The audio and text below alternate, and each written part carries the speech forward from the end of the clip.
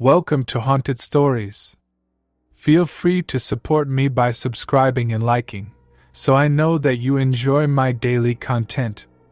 So huddle up, turn off the lights, and get ready to immerse yourself in the enigmatic world of horror tales. First story, Echoes of Footsteps. In the quiet suburban neighborhood stood an imposing 3-story Victorian house, with its grandeur veiled by the passage of time. The Johnson family, David, Sarah, and their 2 children, saw potential in its charm and decided to make it their new home. As they settled in, the house revealed its idiosyncrasies. The wooden floors creaked beneath their feet, the windows rattled at the slightest breeze, and echoes of footsteps seemed to linger long after anyone had passed. David, a pragmatic man, attributed these occurrences to the house's age and quirkiness, but Sarah's unease grew with each passing day. One evening, as the family gathered in the living room, they heard faint, rhythmic footsteps coming from upstairs. The sound was unmistakable, the echo of someone pacing back and forth. Heartbeats quickened, and the Johnsons exchanged nervous glances. David, determined to ease their fears, headed upstairs to investigate. The children clung to their mother, their anxiety palpable. Upstairs, David found nothing amiss. The rooms were empty, the windows closed, and the floorboards silent under his weight. He chalked it up to an overactive imagination and the house's quirks. But the footsteps continued, persistently haunting their nights. Sleep-deprived and apprehensive, the family's bonds strained under the weight of their shared fear. One afternoon, Sarah discovered an old diary hidden in a dusty corner of the attic. Its pages were yellowed and brittle, its entries a window into the past. The diary belonged to a previous resident of the house, a woman named Eleanor who had lived there in the late 1800s. Her words revealed a life of isolation and longing, hinting at a tragic fate that had befallen her. As Sarah read Eleanor's words, a chilling realization set in. The echoing footsteps they had been hearing weren't figments of their imagination. They were echoes of Eleanor's own pacing, trapped within the walls of the house even after all these years. Her presence, a lingering memory of her sorrow and loneliness, had imprinted itself on the very fabric of the building. The Johnsons faced a dilemma. The house they had fallen in love with held a history of pain and despair, a history that demanded acknowledgement and closure. With trepidation, they reached out to local historians and experts, hoping to piece together Eleanor's story and offer her the solace she had been denied for so long. As they delved into Eleanor's history, they uncovered the tragic truth. She had been ostracized from society, her love forbidden by societal norms. Her days were spent within the confines of the house, her only companionship the echo of her own footsteps. The historian's research gave her a voice, a recognition that she had been denied in life. With newfound determination, the Johnsons organized a memorial service for Eleanor, inviting neighbors and friends to pay their respects. As they gathered in the garden, a sense of closure seemed to descend upon the house. The footsteps faded, replaced by an overwhelming feeling of peace. In the end, the Johnsons realized that the house's eerie occurrences weren't manifestations of malevolence, but rather a cry for acknowledgement from the past. Their willingness to embrace the history and pain that had taken root within the house allowed them to transform it from a place of fear into a haven of healing. The echoes of footsteps were replaced by the warmth of shared memories, and the Johnsons, once haunted, found themselves surrounded by a sense of belonging. Second story, The Unsettling Portrait. Nestled on the outskirts of town, beneath the shade of towering oak trees, was a quaint 2-story house that seemed to beckon young couples seeking their first home. John and Mia, newlyweds with dreams of creating a haven of their own, were drawn to its charm and character.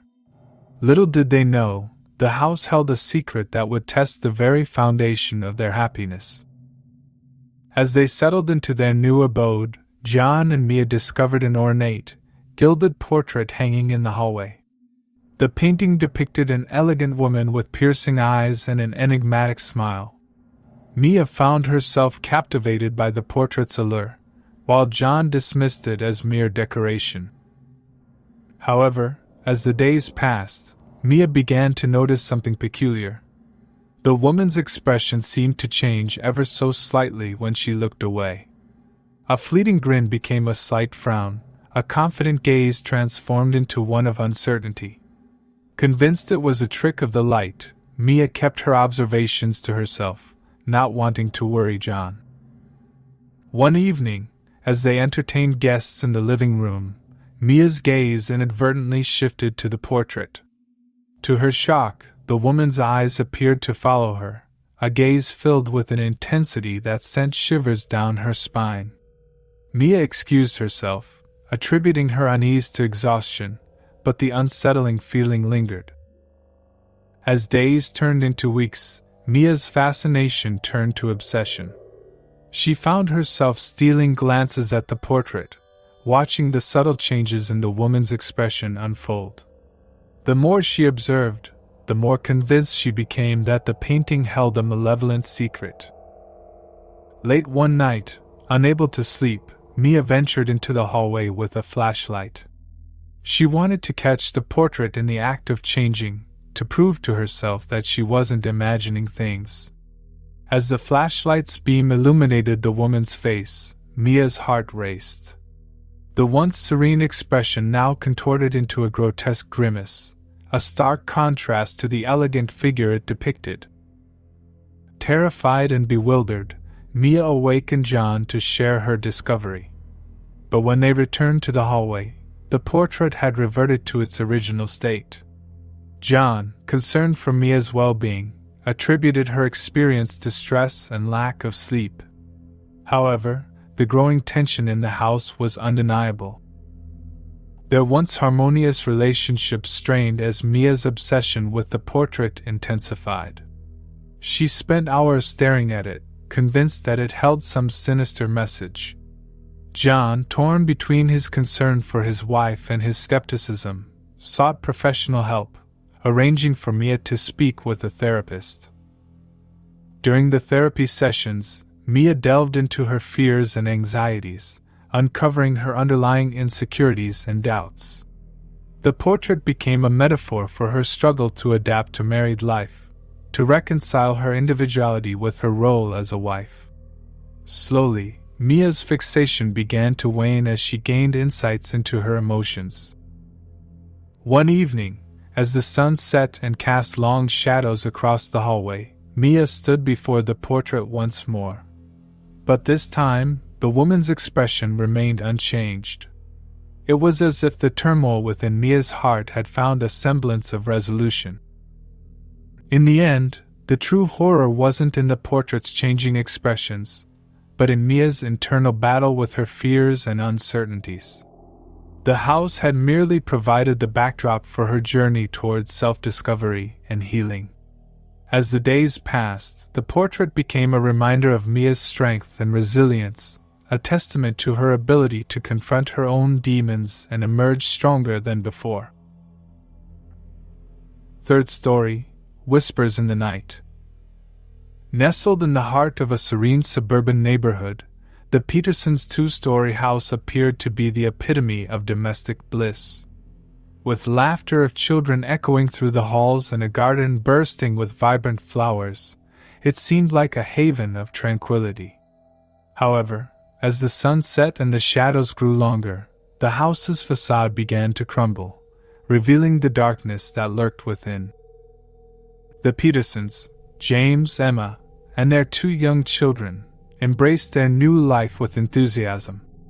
The house held the promise of a fresh start, a place where they could create cherished memories. But as the days turned into nights, a sense of unease began to gnaw at the edges of their happiness. It started innocently enough, a faint whisper here, a subtle rustle there.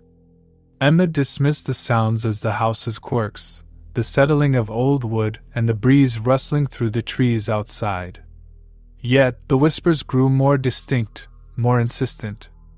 They seemed to come from the walls themselves, as if the very structure of the house held secrets that longed to be heard. One evening, as James was putting the children to bed, he heard a soft voice whisper his name. Startled, he looked around, but there was no one in the room with him. The house was bathed in moonlight, casting eerie shadows on the walls. He brushed it off as his imagination playing tricks, but a seed of doubt had been planted.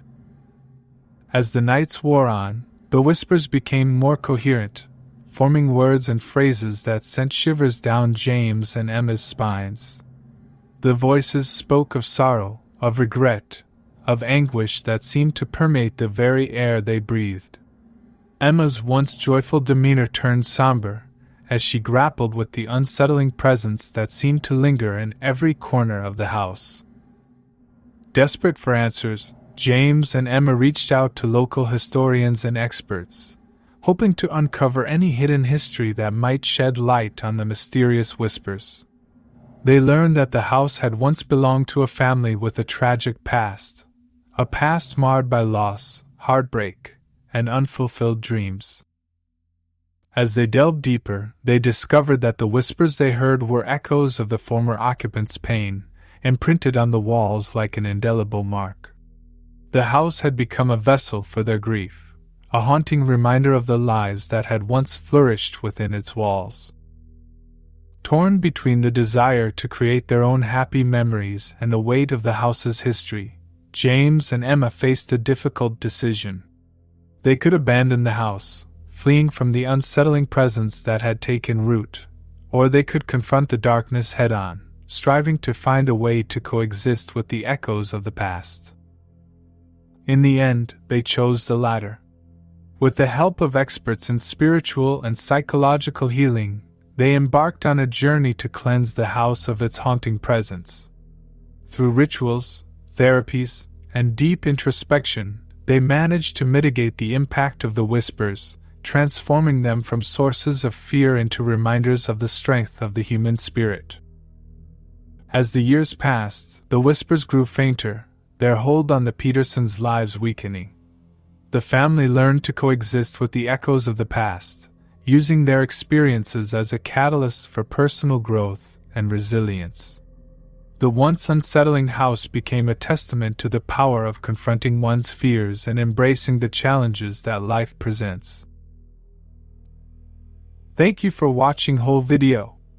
Don't forget to hit that subscribe button and smash that like to support my free and daily content for you. If you enjoyed this video, drop a comment and tell me if it got you chills. See you for another scary tale video.